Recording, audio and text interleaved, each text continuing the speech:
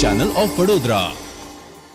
શહેરા તાલુકામાં પોષણ ઉત્સવ 2025 અંતર્ગત પૌષ્ટિક વાનગી સ્પર્ધા યોજવામાં આવી હતી, જેમાં કુલ 12 આંગણવાડી કાર્યકર બહેનો વિજેતા થઈ હતી।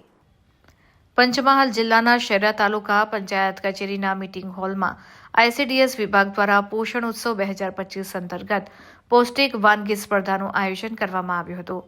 આ પૌષ્ટિક વાનગી સ્પર્ધા શહેરા પ્રાંત અધિકારી પ્રણવ વિજય વર્ગિયાની અધ્યક્ષતામાં અને તાલુકા વિકાસ અધિકારી પાર્થ પટેલ તેમજ તાલુકા આરોગ્ય અધિકારી ડોક્ટર ભરત ગઢવીની ખાસ ઉપસ્થિતિમાં યોજાઈ હતી, જેમાં ઘટક 1 અને ઘટક 2 માં આવતી 13 સેજાની 78 આંગણવાડી કાર્યકર બહેનોએ ભાગ લીધો હતો અને તેઓ દ્વારા આંગણવાડીમાં મળતા THR અને મિલેટ્સમાંથી બનતી વિવિધ વાનગીઓ બનાવી હતી।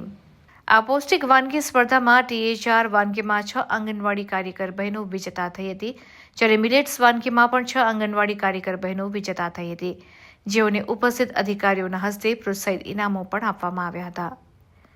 યોજાયેલ સ્પર્ધામાં CMTCના અર્ચનાબેન, CDPO સુમનબેન પટેલ, ખેતીવાડી વિભાગના વિસ્તરણ અધિકારી ભૂપેન્દ્ર બારિયા તેમજ વિવિધ શાખાના કર્મચારીઓ સહિત ICDS સ્ટાફ અને આંગણવાડી કાર્યકર બહેનો ઉપસ્થિત રહી હતી।